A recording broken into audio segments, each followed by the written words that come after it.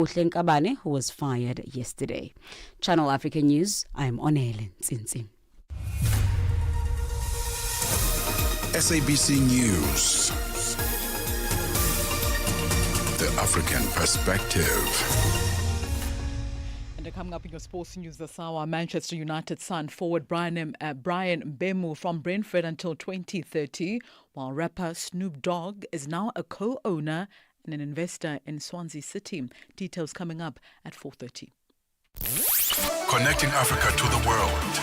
Africa in Business with Thami Ngubeni brings you the latest insights on Africa's economy. It is exactly 8 minutes after 4 p.m. Central African Time. We begin here this afternoon. Nigeria's gross domestic product grew by 3.13% year on year. This is in real terms in the first quarter of 2025. This is according to the latest report by the National Bureau of Statistics on Monday. According to the Bureau, this represented an improvement over the 2.27% growth that was recorded in the corresponding period of 2024. The NBS, in its Q1 2025 GDP report, said the economic performance in the quarter was driven mainly by the services and industry sectors. Channel Africa's business reporter, Innocent Simosa, has more. According to the Statistician General of the Federation, Adeyemi Adeniran, the figures shows an increase of 41.7% compared to the figures obtained during the 2014 GDP rebasing exercise. The 3.13% growth in GDP for Q1 2025 signify that the Nigerian economy is progressing and we are improving in the performance at various sectors of the economy. Looking at when we compare with 2.27% that we have in Q1 of 2024, we can see that there is significant improvement in that Q1 2025. There are other sectors that contributed to this growth. We have the services sector that contributed the most growth for the Q1 2025. Economist Professor Adiola Adenokinju shares insights on what this upward trend suggests about the broader trajectory of Nigeria's economic recovery. Now, a number of factors may be responsible for this. One again is due to the rebase of CPI, which is a deflator. That's the CPI, which I think also affect the GDP deflator, was reduced from 31% or over 30% in 2025 Q1. Despite this growth, many Nigerians still feel economic pressure. How can the government ensure that GDP gains translate into real improvements in job creation, purchasing power, and living standards? Professor Adiola explains. But the average Nigerians is still, the inflation rate is still very high. It's still over 20%. The last figure is 22.22%. That is one of the highest in the world. The exchange rate is still very high. The value is still very high, given that Nigeria is an open economy and import dependence.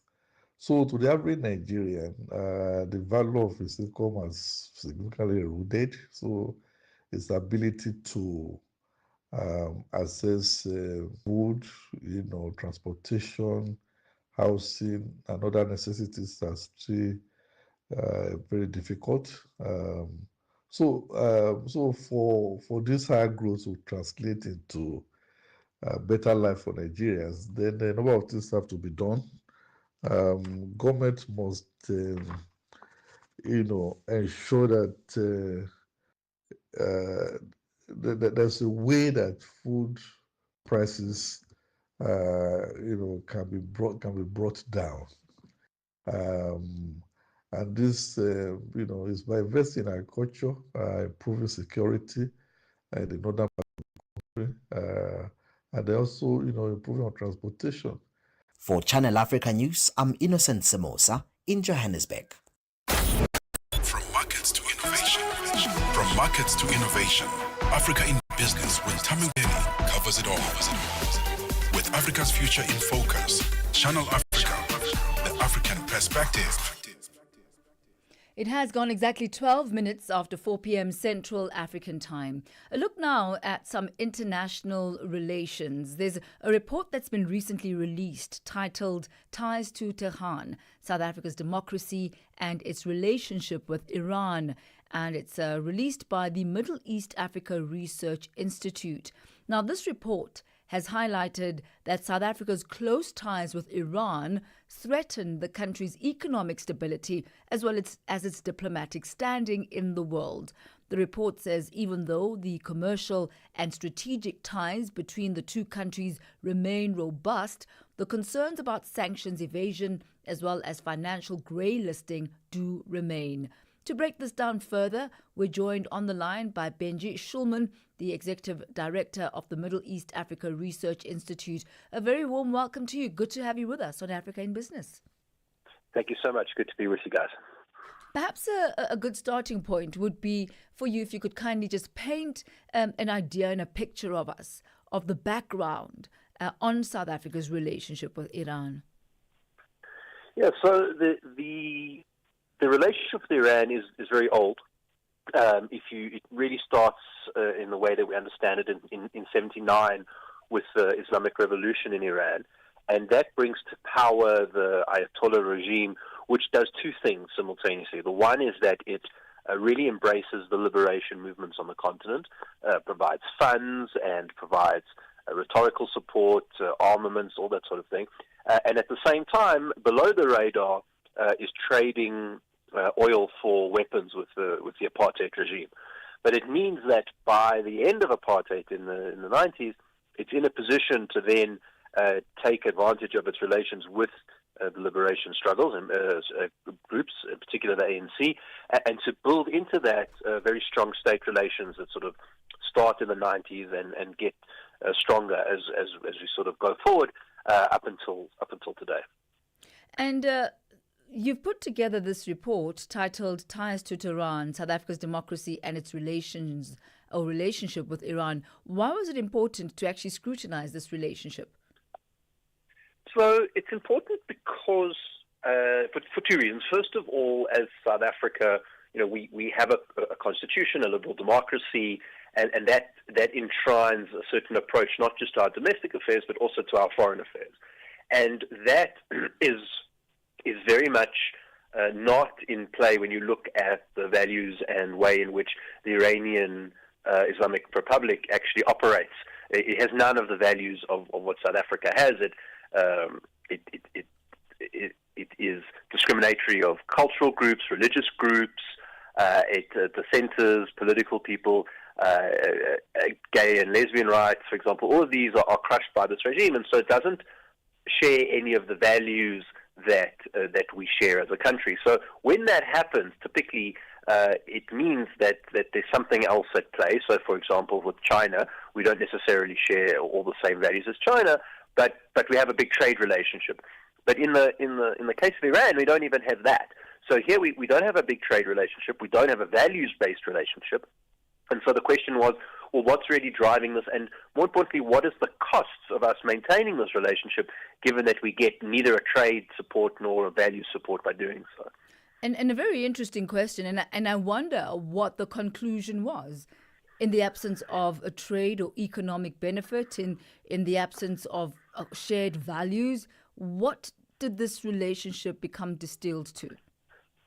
So really, I think it boils down to two things, right? We know that that there's an ideological affinity between the ANC and the Ayatollahs, a sort of, if you like, anti-imperialist idea about how to operate in the world, and so they share that.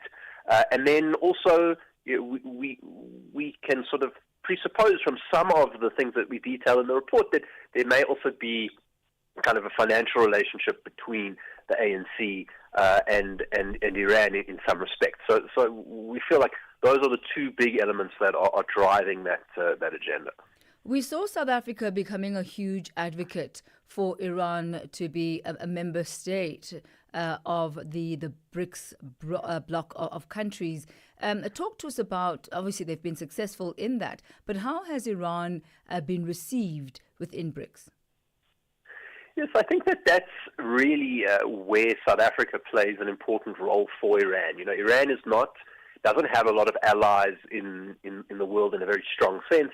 It's connected to China, with Russia, with North Korea. None of these are necessarily countries that have shiny diplomatic credentials. And South Africa, what it provides is this sort of democratic, liberal country that is really open to anyone, and it gives them an entree into the international community. And I think that's the role that we played here in BRICS. There was some dissension in BRICS about expanding the bloc in the first place. Not all the countries wanted to do it. But because of South Africa's intervention, Iran was, I think, allowed in. And that, I think, has changed the way in which BRICS operates. In general, it's not the same kind of 4 or 5 countries that we saw at the beginning.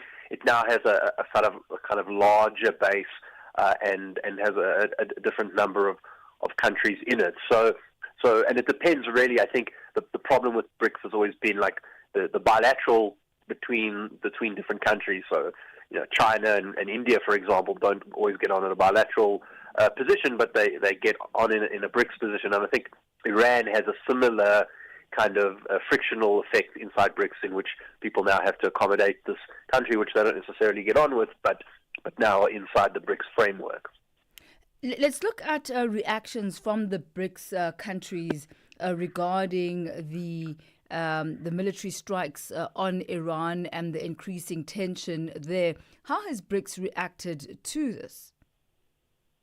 Yeah, I think that's been interesting, you know, particularly Russia and China. India has not really been part of this, and Brazil is far away.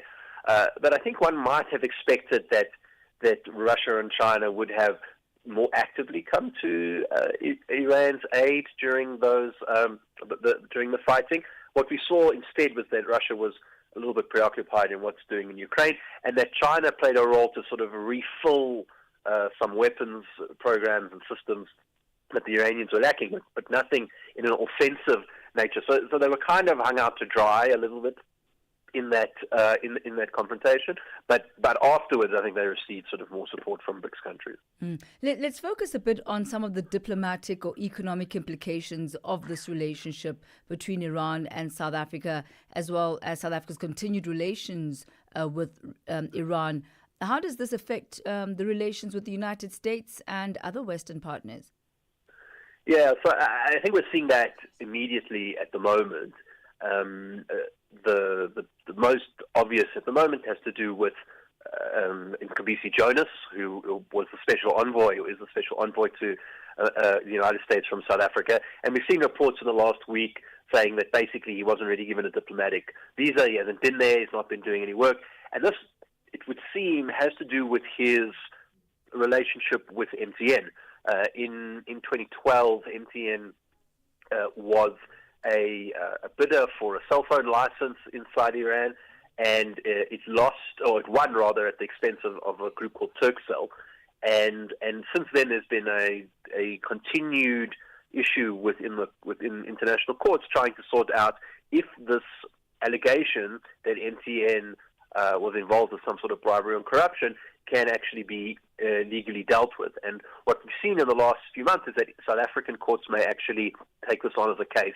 It's before the Constitutional Court to look at and to see whether in fact MTN did some sort of wrongdoing here. And that has important political implications with our relationship with the United States, because some of the allegations is that the IRGC, the Iranian Revolutionary Guard Corps, which does a lot of offensive actions, may have been able to get technology via MTN, which would have been used on American citizens, which is very important, and that the person who was the chairman of MTN at the time is now President Cyril Ramaphosa. So all of this stuff is I think, one of the things that the Americans are looking at. You know, we focus on the Afrikaner issue and the land issue, whatever, but actually Iran is another one of these issues which we sort of need to solve if we want to have a good relationship with the United States again. Certainly a report worth interrogating and going into. Benji Shulman, thank you very much for giving us just an overview of the contents thereof. Thank you so much. Thank you so much for your time. Have a great day. You have a great one too. Benji Shulman is the Executive Director of the Middle East Africa Research Institute, and talking there towards the end around MTN Iran Cell. You'll remember that particular case. It is a joint venture between Iranian shareholders and South Africa's MTN Group. And you'll remember that MTN Iran Cell reportedly acquired US networking equipment, and this was despite sanctions raising concerns over compliance as well as tech access under those restrictions. So yet another controversy, this time in the area of business between the two countries and their relations with the United States. It's exactly 23 minutes after 4 p.m. Central African Time. Africa in Business. Africa in Business delivers key insights and real-time updates on Africa's growing markets with Thami Ngubeni. The African Perspective on Channel Africa. Channel Africa. It's progress as far as Zambia is concerned. The government there has signed an agreement that paves the way for the development of a $1.1 billion crude oil refinery and energy complex in Ndola. That's the country's copper belt. The country's Industrial Development Corporation, the IDC, says the planned facility will process around 60,000 barrels per day. That's 60,000 barrels of crude oil.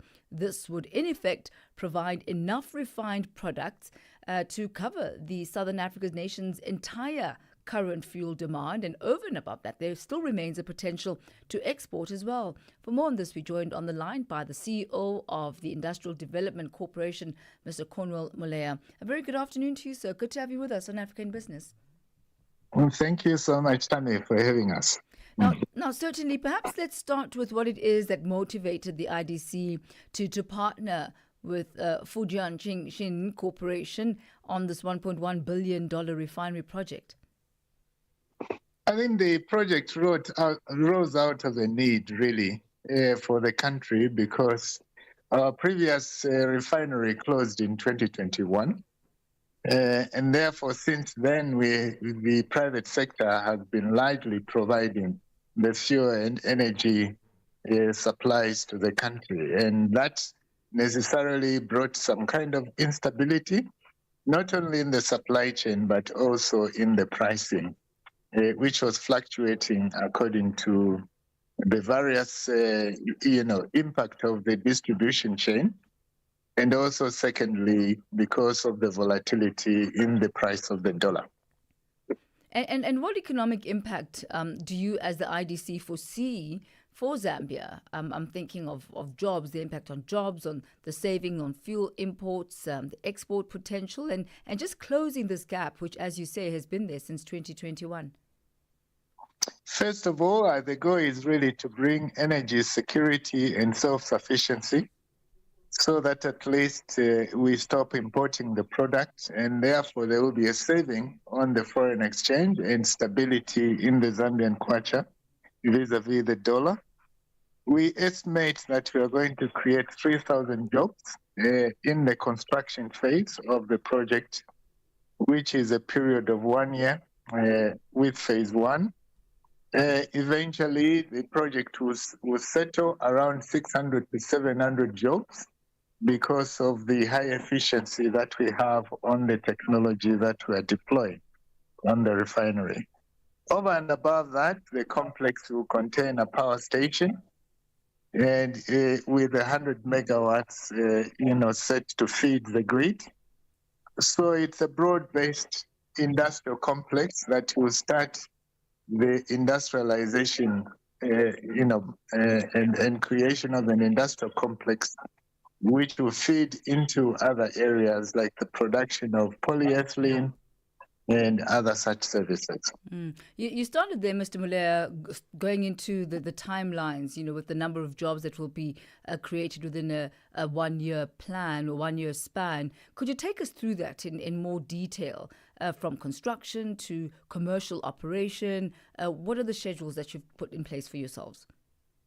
Yeah, the first schedule is phase one implementation, which means first we clear the land, and then we begin to construct the refinery. And thereafter, after we have done the footings and construction of the refinery, we bring in the setting up of the equipment, which is equipment installation. That is what would require about 2,000 to 3,000 people who will be coming to do that. So that process is expected to take us 1 year. That will give us the capacity to process at least 1.1 million of crude oil per year. There is a second phase, which will be the upgrade after that. So that process will take approximately 6 months to 7 months, which will then upgrade the facility to process at least 3 million tons of crude per year. So this is the timeline that we are giving ourselves. Obviously, after phase 1, we will be able to start production with at least 60% of our requirements. And thereafter, when phase 2 is implemented, at least half a year later, up to 2 years, we will be looking at more requirements than what we need at the current levels of our economy. And where do you intend to be sourcing the crude oil from, the crude oil that you'll be processing? Yeah, the supply chain really that we are organizing is from the Middle East. So we are looking at that region. Obviously, we have cast our net a bit wider into Africa as well. So there are preliminary discussions with some of our neighbors as to how that structure can be worked out. But basically what's guiding now is the current logistical chain, which would allow production to start early. And that's why we are working on the trusted routes through to the Middle East, because we have seamless connections to the Middle East through our neighbors, Tanzania. And as we wrap up this afternoon, is there perhaps a possibility of you exploring broader partnerships with other infrastructure or refined product pipeline initiatives? I mean, you've mentioned some of them, and what really comes to mind is the Lobito-Lusaka pipeline, for example, or the Dangote refinery collaborations. Are those in place? Are those considerations? Those considerations are being explored at the moment at various levels. But what we have in the primary project is the fact that we have found partners who are ready for us to move and implement very quickly to solve what we believe is a necessary step that we should take to lower the cost and bring about the capacity we require to improve the standard of living for the people of Zambia. Mr. Cornwell Mulea, we thank you so much for your insight and your time this afternoon. Very much appreciated, sir. Thank you very much indeed. All right, that's the CEO of the Industrial Development Corporation in Zambia. The government there having signed a $1.1 billion crude oil refinery and energy complex agreement with the Chinese, he says, and that's going to be in Ndola. Certainly a prospective game changer for the country. It is exactly 4:30 p.m. Central African time. Let's head over now to the markets desk, where Buntle Hedbush is standing by with your latest indicators.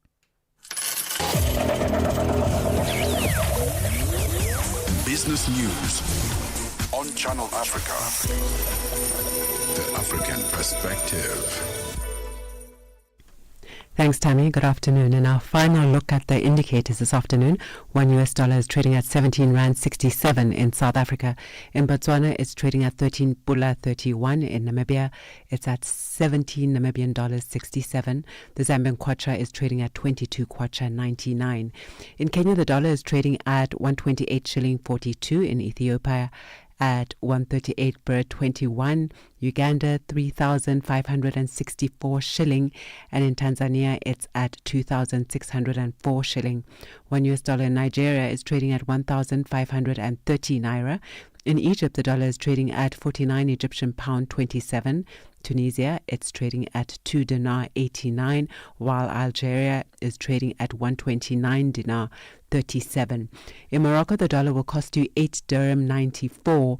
In Angola, it's trading at 912 kwanza, while the Congolese franc is trading at 2,866 to the US dollar. And now looking at the commodities this afternoon, gold is trading at $3,422 per ounce and platinum at $1,466 per ounce, while Brent crude oil is at $68.54 a barrel at this hour. And those are your indicators. For any business stories you'd like to share with us, please send an email to newsroom@channelafrica.co.za or call us on +2711 714 4459. For Channel Africa Business, I am Bontle Hedbush. Business News on Channel Africa. The African Perspective. And for the business of sport at 4:33, here is Musibudi Makura. Sports on Channel Africa. The African Perspective.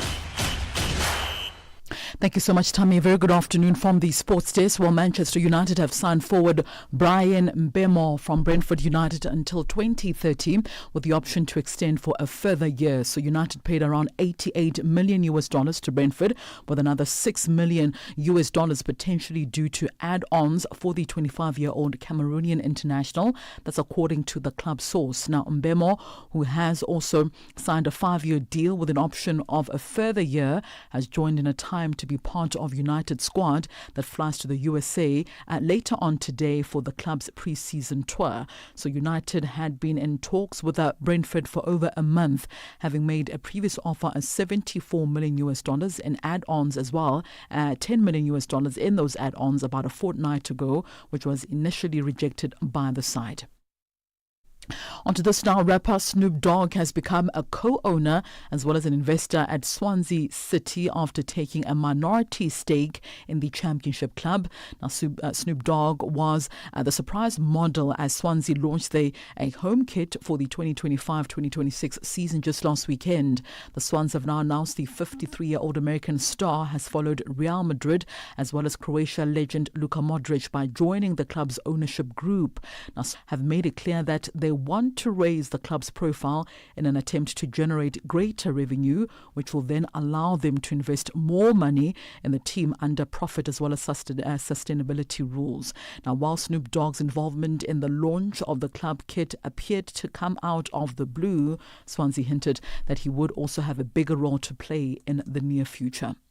Back home now, South Africa's Schools of Excellence football manager Mojalefa Matebula is accusing relegated Premier Soccer League side Cape Town City of unfair business practices as he alleges that the club has not paid them a cent for a number of talented players, including Emil Witbooi. So Matebula says that they are now going through with City in a broader problem happening in South African football, where some professional clubs are not paying amateur clubs development as well as solidarity fees as governed by FIFA. He also says only Orlando Pirates, Mamelodi Sundowns, Kaizer Chiefs, SuperSport United and the then Bidvest Wits had been professional enough in paying for the players that they took from the academy. Pirates, Sundowns, Kaizer Chiefs, SuperSport, Bidvest Wits, they've been clubs in the PSL who have been consistent in paying their duties. The rest, it becomes a cat and mouse affair. On to tennis news now. Tennis South Africa's wheelchair tennis manager and tournament director Patrick Selepe says the just concluded ITF Futures International Series is key in helping local players to accumulate ranking points ahead of major tournament. Now, players competed for $3,000 in prize money for each tournament, and that money will be divided amongst the men's, the women's, the quads, as well as the junior categories. Selepe says the incentive is more important to keep the athletes motivated.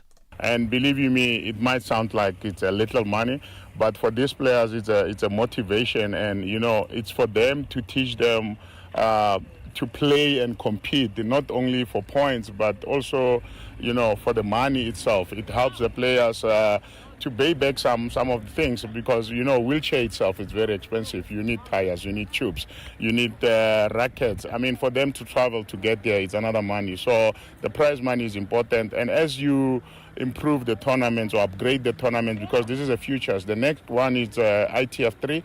If you have ITF3, then the prize money also goes up. And finally, English golfer Lottie Ward believes that she will have plenty of earning opportunities, having turned professional just 2 days after after nearly becoming the first amateur woman to win a major in 58 years. So the 21-year-old player missed out on more than $500,000 in prize money after she finished third at Sunday's Evian Championship. A week earlier, she had won the Irish Open on the Ladies European Tour, pocketing $1 million in prize money. It's 16:38 p.m. Central African Time. And concludes your sports news this afternoon on Channel Africa. For any sports stories you'd like to share with us, send us an email to newsroom@channelafrica.co.za or give us a call on +27 11714 4459. For Channel Africa Sport, I am Musibudi Makura. Sports on Channel Africa. The African perspective. Africa means business. Tune into Africa in Business with Thami Ngubeni for the future of the African economy. Channel Africa, the African perspective. It is exactly 4:38 Central African Time. Thank you to Buntle Headbush and Musibudi Makura. If you have any stories that you'd like to share with us, stories that you believe would be of interest to our listeners both on the African continent and in the diaspora, do send us an email to newsroom@channelafrica.co.za. That's newsroom@channelafrica.co.za. Also an open invitation for you to comment on the stories that we bring to you every single day. You'll find us on the various social media platforms. On X, you'll find us at Channel Africa 1, as well as on Instagram and YouTube. On Facebook, we are on Channel Africa. I do believe that some of the interesting stories that we've brought to you this afternoon, one of them around the report that was put together on the relationship between South Africa and Iran and how that impacts not only the country's economy, but its diplomatic relations as well. Really keen to hear what your thoughts are there. Also considering the fact that Iran has now been admitted into the BRICS group of countries. Fabulous developments taking place in Zambia with a $1.1 billion crude oil refinery and energy complex going to be constructed in Ndola with the help of the Chinese. That's set to turn around the fate of crude oil in the country. Looking forward to hearing from you on the socials. It's gone exactly 4:40. Africa in Business on Channel Africa. Let's take a look now at the access to funding, which remains one of the biggest obstacles faced by startups as well as small businesses in emerging economies. Day 2 of the Startup 20 midterm engagement in Johannesburg is currently taking place. And this issue, once again, took center stage during a panel discussion featuring local and global voices. Our Channel Africa reporter, Lebogang Mabange, has more. At the Birchwood Hotel and OR Tambo Conference Center in the city of Captain Park in South Africa, entrepreneurs, venture capitalists and policymakers gathered to unpack the enduring problem of access to capital, a challenge that continues to constrain the growth of early-stage startups in South Africa and beyond. Nick Allen, managing partner at Seven Venture Fund, said South Africa's venture capital ecosystem is still underfunded and lacks support from key institutional investors. Our venture capital space is very much what we call nascent. You know, it's very much on in the early stages, and it's still very much underfunded. You know, we're sitting on the sidelines waiting to see how well VC can do before we decide whether or not to put money into it. It's risky for the country. It's risky for countries like South Africa, in that we desperately need venture capital in order to allow our economies to grow the way high-performing economies around the world do grow.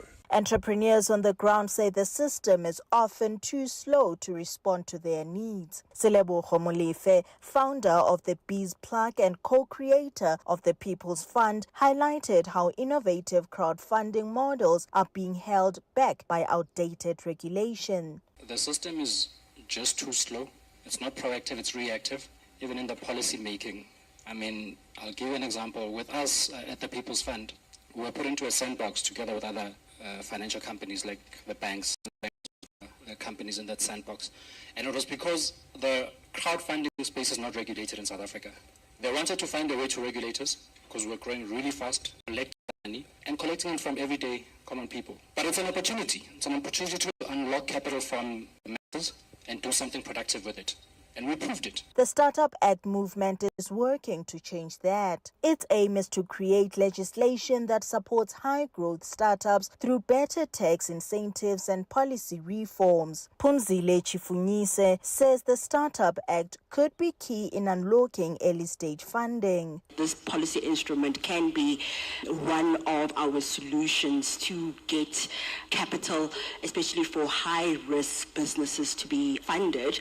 And we are looking particularly to high growth enabled tech focused and really disruptive businesses to be legislated through this policy instrument that's going to make their environment easier and to work, right?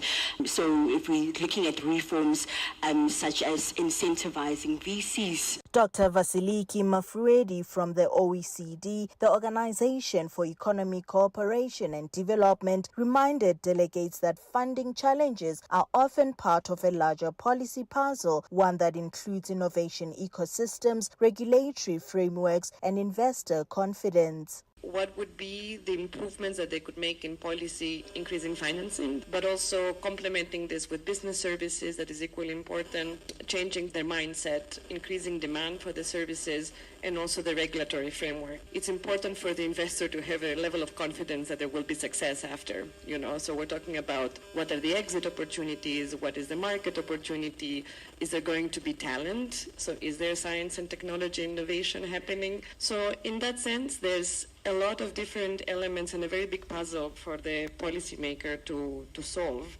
And it's not easy. Reporting for Channel Africa, I am Leboga Mabange in Johannesburg, South Africa. Stay ahead with Africa in Business, where Thami Ngubeni unpacks your go-to source for Africa's economic trends and development. It is exactly 4:44 Central African time. Now, South Africa's logistics entity Transnet has been dealt a rather heavy blow after being downgraded by ratings agency S&P Global Ratings from BB- to B positive. This effectively means that the company is vulnerable and may not be able to service its debt. The ratings agency says Transnet is entirely dependent on the state to stay afloat. Meanwhile, Transnet has been criticized for resisting reforms and years of failed leadership. Dimakatso Lishuro has the details. All right, looks like we'll bring you that feature. We'll bring you that feature in just a moment as far as Transnet is concerned. But here's where we are going. We are going to be focusing on small and medium enterprises this afternoon. And we are joined by Palesa Mabasa, Business Development Head for SME Funding at FNB Business. Now, she says that small and medium enterprises that do not prioritize employee productivity as a crucial part of their overall strategy could affect the success as well as the growth of their businesses. She joins us now on the line. A very good afternoon to you. Welcome. Thank you, Thami. Good afternoon to you too and to the listeners. Perhaps let's start off with definitions, Palesa. How can one measure or even define employee productivity? I think that's like a really good start, Thami. So in terms of definition, I think the employee productivity is where output and input meet. Simply put, what's the effort that your employees are putting in, the quality of their work, and the quantity. So if you were to be a producer, how many items is each employee actually making for you? given certain resources and things that you've put in place to enable them. I mean, it sounds like productivity is directly linked to the environment, output being linked to input. Oh, 100%. So I'm just going back to my manufacturing example, right? If you are not going to put measures in place or resources to enable your employees, then you're not going to have good productivity. And that's just going to not only mess up with the morale and the culture of your organization, but also you're not going to get the type of results that you would like. And what are the most common productivity barriers that small businesses face? I think it's morale. That's the first one. So I think it's very easy to get people into an organization or to your small business. It's about keeping everybody aligned and understanding the strategy that's important. Because once you've got disinformation and other employees feel others are favorites or others are paid better for whatever reason, you are going to be put in a situation where not everybody is singing from the same hymn sheet and is working towards a common goal. And that's a key thing, especially as a small business owner, that you need to have. I mean, you mentioned something quite sensitive there as far as remuneration is concerned. And I mean, obviously, we know that negotiations are private, they're confidential, and one may not necessarily know what their mate is earning or their colleague is earning. How do you navigate around that, where you do get a sense of fairness, but also understanding that, look, it is a competitive environment and people's salaries are determined by a multitude of factors? I think the main thing is to be able to express what KPIs are, what is expected of each employee. And given that the work that they're doing, what would be a reasonable or fair pay? And I say reasonable and fair because if an employee has agreed to a certain salary, I think you as a business owner needs to be paying people relatively, especially if they're doing the same work, the same. And then you can put incentives in place. So the more transparent you are about KPIs and how people are paid with regards to incentives, it's easy then. It's not necessarily then a hard sell, because if one employee knows, I actually only sell 10 items per day and the other one sells 20, there's a reason why they are paid more than me. So as long as KPIs are transparent, and I also think with regards to transparency, explaining all the deductions that are off a payslip is actually quite important, because sometimes there's this narrative that money's been taken from me and not being explained, when actually if you explain, this is why there's an UIF deduction, this is why there's a medical aid deduction, employees are then more likely to accept and actually be grateful for the benefits that you're providing, as long as you are transparent. Well, one of the things that you've said, Palesa, is that SMEs that don't prioritize employee productivity as part of a overall strategy for their business could significantly be hindering the success and growth of their own business. What then would you say is the correlation between employee productivity and the success of an SME on the other hand? So I think that also you are able to then to quantify the cost of running your business. So if you're employing an employee, let's say you're spending 10,000 Rand a month on them, and the only revenue that's coming in is, let's say, 3,000. You can then make an informed decision about, actually, I am not meeting the obligations that my business needs to make for it to be not only successful but for it to be sustainable. And if that is not something that is a common thread within your business in terms of how you look at not only productivity, you cannot even put systems in place to assist with improving that productivity. How would you know then that 3,000 is a function of that employee not having the items to sell compared to that employee actually not putting their heart and soul in the business? So it's very, very important for that to be the common thread or almost like strategic intent that you run the business. And as you're speaking, it sounds like it's something that needs to be ingrained within your company's DNA right from the get-go, because if you don't have the foundations when you begin, it's quite difficult to try and change a corporate culture midway. Oh, 100%. They say culture eats strategy for breakfast. So I think it's very, very important that as not only as a leader, but as a business owner, you set the tone in which you want your company to operate. And speaking about the tone, it's really about how you want people to show up to clients, how you also show up to your staff and to your clients. I mean, you lead by example. But if this is not something that is well known and understood by your employees, it's going to be quite hard for it to infiltrate throughout the business. So you need to live it so people can actually feel it and understand it within their hearts. You have also suggested that a people-first strategy built on the 4 pillars of incentives, which you've spoken about, benefits, culture, which we've spoken about as well, in education. How will these pillars boost employee productivity with SMEs? I think we've touched on incentives a bit. Maybe let's break down the others. So, for example, benefits, as an SME, you can even put in small benefits like funeral policies. I mean, F&B's got products where we can offer that for employers to give to the employees. So that doesn't even cost a lot. And I think that is something that as a small business, if you put that in place and you explain and are transparent to your employees that, hey, this is something that's there, this is why there's 20 Rand going off your pay slip, is to make sure that in the event of, you passing, your family will be able to, give you a dignified funeral. A lot of the employees will be on board with that.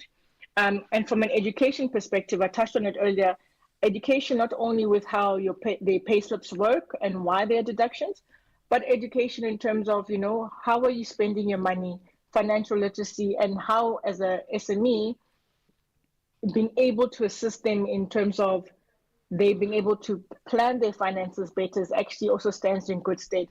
If you remember what happened during COVID, there were a lot of people who felt that the employers had not treated them right. They couldn't claim from UIF and the likes. And I think it goes back to not being transparent, or people not understanding what it is that is happening, not only on their payslip and what their company is providing for them.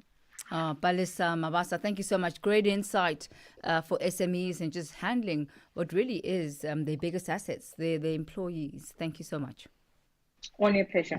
All right, that's Palesa Mabasa, Business Development Head for SME Funding at FNB Business, taking us to exactly 4:54. Africa in Business on Channel Africa. So going back to the previous story before our chat with Palesa regarding Transnet's downgrade, it's really been downgraded by S&P Global Ratings from BB- to B positive. What this means is that the company is vulnerable and may not be able to service its debt. The ratings agency says Transnet is entirely dependent on the state to stay afloat. Meanwhile, Transnet has been criticized for resisting reforms and years of failed leadership. Dimakato Lishuru has more. With bailouts, including credit guarantee facilities of above $5 billion over the last 5 years, Transnet seems to be sinking even further. The latest assessment from S&P Global Ratings found the entity is wholly dependent on state support to be able to service its debt because of its sizable negative cash flow. It is burning through $761 million annually, and it has high fixed costs as well as major capital expenditure requirements, which it cannot sustain without a bailout. Busisiwe Mavuso, Head of Business Leadership South Africa, says the downgrade from BB- to B positive is not only a reflection of Transnet's financial distress, but also a damning indictment of years of failed leadership, union militancy, and a government that continues to bail out state-owned enterprises without demanding fundamental reforms. The decision by Standard & Poor's to downgrade Transnet credit rating was very disappointing for us as the business community, precisely because there is a lot of time, energy, effort, and work that has been put in to try and ensure that the utility actually turns the corner. As much as there's recently been slow progress in terms of implementing some of the deliverables that are necessary to improve the operational performance of Transnet, we were hoping that we wouldn't see the credit rating agency downgrading Transnet. It really is a step back in terms of where the utility finds itself. This makes it difficult for them to raise funding for the much needed work that they need to do. It makes it difficult for them to eventually get themselves out of this financial rut that they find themselves in. But when you look at why they were downgraded, it actually makes sense, because then S&P is actually saying that we are worried that Transnet continues to burn cash without the prospect of turning around its operational performance. They are saying we are worried that Transnet might not be in a position to actually reach its targeted 250 million tons by 2030 as they had actually articulated and as they had actually set out. Despite this, the company has offered its workforce a higher than inflation wage increase, leaving analysts baffled given its weakened financial position. Transnet agreed to an arrangement with the unions where their employees are going to be getting 6% increases for the next 3 years. And that report put together by Dimakatso Leshuru. Taking us to exactly 4:57 Central African time as we bow out for this evening and say bonjour to Vue d'Afrique. Bonjour Joël. Bonjour Thami, bonjour à tous les auditeurs de Channel Africa, Vue d'Afrique. C'est dans 3 petites minutes. Il sera question des candidatures à la présidentielle du Cameroun. 81 concurrents. Et nous parlerons de la Guinée. 1724 unités industrielles contraintes de fermer pour non-conformité et leurs produits retirés du marché. C'est tout à l'heure sur Vue d'Afrique. Merci Thami. Merci Joël. That's the French broadcasting starting from 5 p.m. in about 2 minutes' time. From myself, Thami Ngubeni, and the entire Africa in Business team. On the news desk, Onele Nzinzi. Economics desk, Buntle Headbush. Sport with Musibudi Makura. Our producer, Mabo Buloga. Our technical producer, Ndando Lutuli. And social media, Nomalanga Putelezi. Until we meet again, you have yourself a splendid evening further as we make way for the French desk.